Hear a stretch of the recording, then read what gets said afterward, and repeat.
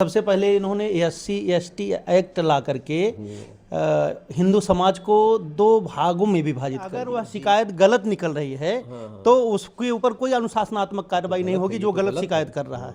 इसीलिए तो हम लोग दुरुपयोग होगा इस तरह। नहीं, एकदम दुरुपयोग है। अच्छा, दूसरी बात उसमें और एक शामिल कर लिया गया है, SC/ST और OBC को एक तरफ कर दिया गया है, केवल सामान्य को अलग किया। अनपढ़ गंवार लोग जिनके ऊपर SC/ST एक्ट लागू किया जाता था तो वो संतोष कर लेते थे, लेकिन पढ़ा लिखा व्यक्ति अगर उसके ऊपर इस तरह से एक्ट लागू किया जाएगा तो जेल से निकल करके आएगा या उसका शिक्षा जीवन बर्बाद होगा। थोड़ा नए तरीके तो नए तरीके से अपराध करें, क्योंकि पढ़ा लिखा है।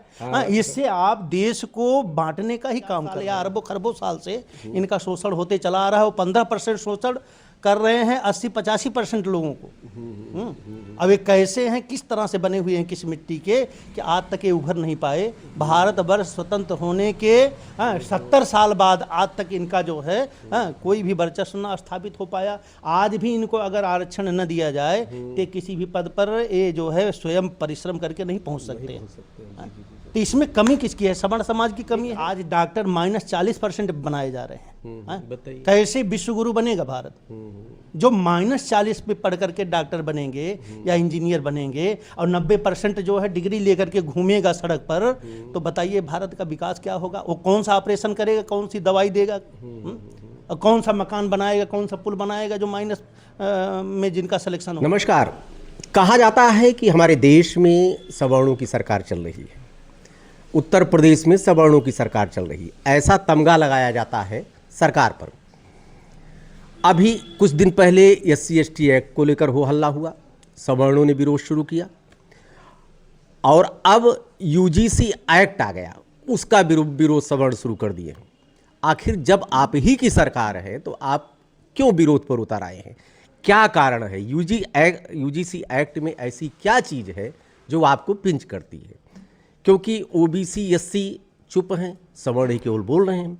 बात करने के लिए हमारे पास अयोध्या धाम के डॉक्टर अशोक पांडे जी आचार्य हैं, है तो प्राचार्य, लेकिन प्राचार्य के पहले आचार्य हैं। आप इन बिंदुओं पर बात करते हैं बेबाकी से। महाराज जी, जय सिया राम। जय सिया राम, जय सिया राम। काहे आप लोग परेशान हो? पहले SC/ST एक्ट को लेकर आप लोगों ने बवाल किया था, सरकार भी आपकी है, सब कुछ आपकी है, विधिवत आपने 90% दावा करते हैं, हम इसके सपोर्टर हैं। काहे को परेशानी हो रही है आपको? नहीं, हम लोग सरकार के सपोर्टर थे। ले नहीं, हमारी बात आप समझने का प्रयास करिए। हाँ। कि सरकार के सपोर्टर हम लोग इसलिए थे कि ये सरकार हिंदुओं की सरकार कहलाती थी। हाँ, कहा तो जाता है। और इनका एक नारा था कि हम सबका साथ सबका विकास। लेकिन उन्होंने किया क्या? सबको साथ लेकर के ये लोग चले। सबसे पहले इन्होंने SC/ST एक्ट ला करके हिंदू समाज को दो भागों में विभाजित कर दिया जी। SC/ST बनाम अदर। हाँ। अब देखिए, इस एक्ट को ही थोड़ा सा आप समझिए कि अगर कोई झूठे ही जाकर के किसी के ऐसी क्या चीज़ है इसमें, उसी पे थोड़ा नहीं, इस एक्ट में है, जैसे अभी कोई किसी को गाली दिया हो या न दिया हो, किसी का अपमान किया हो कि न किया हो, किसी SC/ST का, वो झूठे जाकर शिकायत कर दे तो बिना जांच के ही आप अंदर चले जाएंगे। अच्छा, बिना जांच के आप अंदर चले जाएंगे। और साल भर अगर आप छूट करके साल भर के बाद आते हैं और ये पता चलता है आपको कि नहीं हम तो निर्दोष थे, या सरकार को पता चलता है कि निर्दोष थे, तो सरकार जिसने कार्रवाई की या शिकायत की, उसके विरोध में कोई कार्रवाई करता है? कभी नहीं करता है। कभी नहीं। और उसका जीवन बेकार हो जाता है। साल भर के बाद आने के बाद वह कैसा जीवन जी रहा होगा आप उसको महसूस कर सकते हैं। सबके भविष्य को बर्बाद करने का एक तरीका लाया, दो भागों में बांटा। क्या है इसमें? आपने अध्ययन किया होगा, नहीं एक्ट का इसमें है क्या? SC/ST एक्ट तो सभी लोग जान रहे हैं, सभी जानते हैं। हाँ, लेकिन जो UGC एक्ट जो दूसरा एक्ट लाया गया, यह विश्वविद्यालयों में लाया गया। UGC यूनिवर्सिटी ग्रांट कमीशन इसका नाम है। पूरा जो विद्यार्थियों को सहयोग देने के लिए या विद्यार्थियों को उच्च शिक्षा में आगे बढ़ाने के लिए ये भारत सरकार के द्वारा ये एक संस्था, ये मतलब एक संस्था बनाई गई, जिसके तहत आज आप जानते हैं कि JRF जिसमें बच्चे 40,000 रुपये छात्रवृत्ति भी पाते हैं और सभी वर्ण के बच्चे पाते हैं। इसमें कोई भेद नहीं था, कोई विरोध भी नहीं था। लेकिन समस्या क्या हुई इसमें कि एक विश्वविद्यालयों में उच्च शिक्षा में पहले आपने सुना होगा रैगिंग चलती है। जी, रैगिंग चलती थी। हाँ, बड़े बच्चे छोटे बच्चों को परेशान करते थे। जी। तो जिसमें उस समय तत्कालीन भारत सरकार या तत्कालीन जो उस समय रहा हो, उन्होंने एक अनुशासनात्मक कमेटी की संरचना की कि बड़े बच्चे जो इस तरह का कार्य कर रहे हैं जांच करके रिपोर्ट दिया जाए और बड़े बच्चों के ऊपर कार्रवाई हो। तो ये पहले से चल रहा था, लेकिन भारत सरकार ने इसे फिर जातिवादी रंग दे दिया। इन्होंने इसमें यूजीसी एक्ट, जैसे एससी एसटी एक्ट है वैसे यूजीसी अच्छा, रैंकिंग जो थी उसमें जाति का कोई विभेद तो नहीं था? जाति का नहीं, जो भी सताया जाता था, मतलब कोई अनुशासन, जो भी अनुशासन तोड़े, हाँ तोड़े, उसके ऊपर कार्रवाई वो कमेटी करती थी। ये कमेटी पहले की है, लेकिन अब सरकार ने क्या थोपा है, एक रोहित वेमुला वाला कांड हुआ या दो एक कांड ऐसे हुए कि जिसके द्वारा सरकार प्रेरित होकर के, कुछ लोग कहते नहीं सुप्रीम कोर्ट के आदेश से हुआ, लेकिन सुप्रीम कोर्ट के आदेश से तो जो है एक्ट सरकार ने ही तो बनाया। जी। तो इसलिए दोस्त तो सरकार के ऊपर ही जाएगा। तो जो ये एक्ट बनाया, इसमें अब कोई विश्वविद्यालयों में या महाविद्यालयों में शिकायत कर दे कि नहीं इन्होंने मेरा शोषण किया या इन्होंने मुझे गालियां दी, तो तुरंत उन बच्चों के ऊपर कार्रवाई हो जाएगी। अब तक सामान्य व्यवहार जगत में जिसके ऊपर कार्रवाई होती थी, तो जो कोई अंदर जाता था और वो छूट करके आता था तो उसका जीवन तो बर्बाद होता ही था। लेकिन अब यूनिवर्सिटियों में पढ़ने वाले बच्चे, अब सोचिए अगर किसी के बच्चे के ऊपर कार्रवाई हो जाएगी तो उसका पूरा भविष्य बर्बाद नहीं हो जाएगा। जब अनुशासनात्मक कमेटी थी, फिर एक्ट थोपने की क्या आवश्यकता थी? अच्छा, जो शिकायत करेगा उसके ऊपर तो वो भी कुछ आरोपित होगा ना? नहीं, कोई आरोप नहीं। यही अच्छा। तो इसीलिए विरोध है हाँ। कि अगर वह शिकायत गलत निकल रही है तो उसके ऊपर कोई अनुशासनात्मक कार्रवाई नहीं होगी जो गलत शिकायत कर रहा है। इसीलिए तो हम लोग विरोध, दुरुपयोग होगा इस तरह? नहीं, एकदम दुरुपयोग है। क्यों? अच्छा, दूसरी बात उसमें और एक शामिल कर लिया गया है, एससी एसटी और ओबीसी को एक तरफ कर दिया गया है, केवल सामान्य को अलग किया गया है। अब ध्यान दीजिए, किसी भी विश्वविद्यालय या यूनिवर्सिटी या जो है डिग्री कॉलेज में ओबीसी एससी एसटी मिला करके 80% छात्र रहते हैं।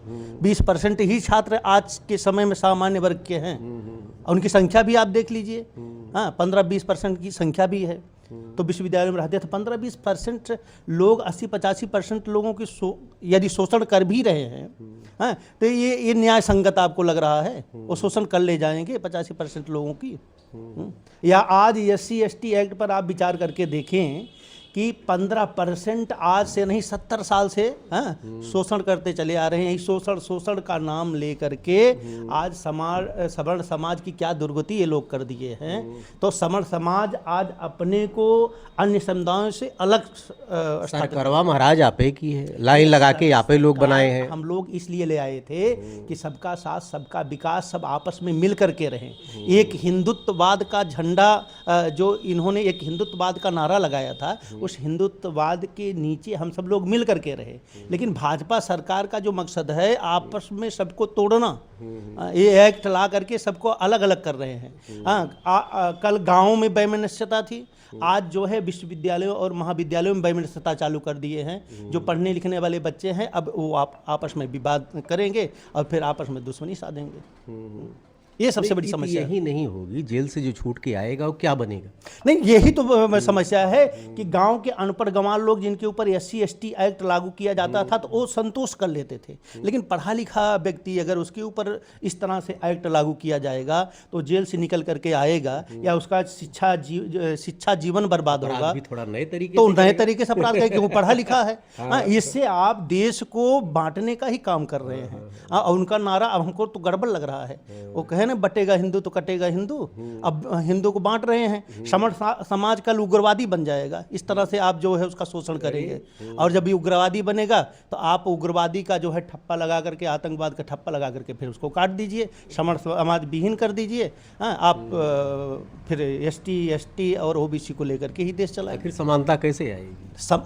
समानता का मतलब यही है कि सवर्णों को निकाल दीजिए, समानता अपने आप। 15% ये असमानता फैला रहे हैं। इनका यही कथन है कि 15% असमानता फैला रहे हैं। 15% 70 साल हो गया। आप सोचिए कि 15% 70 साल से इन लोगों को, अच्छा 70 साल तो हम कम कह रहे हैं, इन लोगों का कथन अगर देखें तो कम से कम 5,000 साल से इनका शोषण किया जा रहा है। इनको ना तो पानी पीने दिया करते हो। अब यही तो बात हो रही है। 15%। अच्छा समझ लीजिए कि ये लोग कैसे हैं, किस तरह के हैं कि आज 5,000 साल या अरबों खरबों साल से इनका शोषण होते चला आ रहा है। वो 15% शोषण कर रहे हैं 80-85% लोगों को। अब ये कैसे हैं, किस तरह से बने हुए हैं, किस मिट्टी के, कि आज तक ये उभर नहीं पाए। भारतवर्ष स्वतंत्र होने के 70 साल बाद आज तक इनका जो है कोई भी वर्चस्व न स्थापित हो पाया। आज भी इनको अगर आरक्षण न दिया जाए तो किसी भी पद पर ये जो है स्वयं परिश्रम करके नहीं पहुंच सकते हैं। तो इसमें कमी किसकी है? सवर्ण समाज की कमी है कि इनकी सोच की कमी है। आज़ादी के बाद से आरक्षण दिया जा रहा है, लेकिन उसके बावजूद शिकायत है क्यों किसी को? नहीं, आरक्षण जो दिया गया, देखिए अभी आजकल तो एक समस्या और खड़ी हो गई है कि ये संविधान का निर्माता कौन है। लियो नया नाटक, एक नया नाटक चालू हो गया है। कुछ लोग कह रहे हैं कि डॉक्टर भीमराव अंबेडकर, कुछ लोग कह रहे हैं नहीं BN राव हैं। अच्छा देखा भी जाए, हम लोग जो पढ़े भी हैं कि मसौदा तैयार करने वाले BN राव हैं, पढ़ा मैंने भी। और कमेटी के जो अध्यक्ष हैं वो डॉक्टर भीमराव अंबेडकर, उनको बनाया गया। और उस मसौदे में या जो है उस संविधान में यही लिखा हुआ था कि 10 साल तक केवल इन लोगों को आरक्षण दिया जाएगा। तो जब बाबा साहब भीमराव अंबेडकर ने 10 साल के लिए आरक्षण दिया तो आज 75 साल तक आरक्षण कैसे रह गया? माने सीधे सीधे सवर्ण समाज का शोषण किया जा रहा है। सबका लक्ष्य एकमात्र, जितनी भी पार्टियां बनी हुई है। अच्छा ये बताइए, आज खुलेआम ये जो 85% हैं जो भारत सरकार के टैक्स के पैसे से फ्री का राशन लेकर के अपना जीवन यापन कर रहे हैं, ये आज हमारे सनातन धर्म के सदग्रंथों को गालियां दे रहे हैं। सनातन धर्म में ब्राह्मण क्षत्रियों को खुलेआम गालियां दी जा रही है, वैश्यों को, और सरकार इनके ऊपर कोई कार्रवाई नहीं करती। आप अभी एक प्रकरण देखे होंगे कि अनिल मिश्रा ने क्या जरा सा अंबेडकर साहब की तस्वीर, मैंने वो भी एक मैंने गलत किया, मैं तो उसका पक्षधर नहीं हूँ, उन्होंने तस्वीर जलाई, गलत किया, किसी की तस्वीर नहीं जलाना चाहिए। लेकिन जब ये बताइए, मनुस्मृति जैसा ग्रंथ जलाने के बाद चंद्रशेखर के ऊपर कोई कार्रवाई नहीं हुई। खुलेआम प्रदर्शनात्मक ढंग से मनुस्मृति की ग्रंथ जलाए गए, ब्राह्मणों को खुलेआम मंचों से गालियाँ दी जाती है, ब्राह्मण क्षत्रिय वैश्यों को, सवर्णों को कोई कार्रवाई नहीं होती है। और अगर कोई जरा सा कोई इनके विरोध में कोई एक शब्द बोल दे, चाहे अभी कुछ दिन पहले मैंने कुछ पोस्ट डाले थे, मेरे फेसबुक को बैन कर दिया। अरे आप भी भुक्तभोगी हैं। कोई कुछ बोल भी नहीं सकता है, आवाज़ नहीं उठा सकता है। ये तो जो है ये तो सीधा सीधा शोषण है। दलितों पर शोषण नहीं हो रहा है, सवर्णों पर शोषण हो रहा है। आप इस पर विचार करके देखिए। तो मुझे जहाँ तक लगता है कि यहाँ सवर्णों को क्या मांग करेंगे आप? मांग यही भारत सरकार से करेंगे कि अब बांटना बहुत हो गया, बंद करिए बांटना। सबको समानता का अधिकार देना चाहते हैं, सबको बराबर कर दीजिए। अच्छा एक और प्रकरण बताएंगे कि आज डॉक्टर -40% बनाए जा रहे हैं। कैसे विश्वगुरु बनेगा भारत? जो -40 पे पढ़ करके डॉक्टर बनेंगे या इंजीनियर बनेंगे और 90% जो है डिग्री लेकर के घूमेगा सड़क पर, तो बताइए भारत का विकास क्या होगा? वो कौन सा ऑपरेशन करेगा, कौन सी दवाई देगा, और कौन सा मकान बनाएगा, कौन सा पुल बनाएगा जो माइनस में जिनका सिलेक्शन होगा? ऐसे भारत को आप विश्वगुरु बनाएंगे? आप हैं डॉक्टर अशोक पांडे जी, अपनी बेबाकी के लिए जाने जाते हैं। तुरंत UGC एक्ट को जैसे है वैसे वापस लेना चाहिए, और देश में जो समानता का अधिकार है, हमारा संविधान अनुच्छेद 14 कहता है, उसके अनुरूप कोई भी ऐसी चीज़ लेकर आवे जो सबके लिए अच्छी हो। देखते रहिए अयोध्या दर्पण। ढेर सारी शुभकामनाएं। धन्यवाद।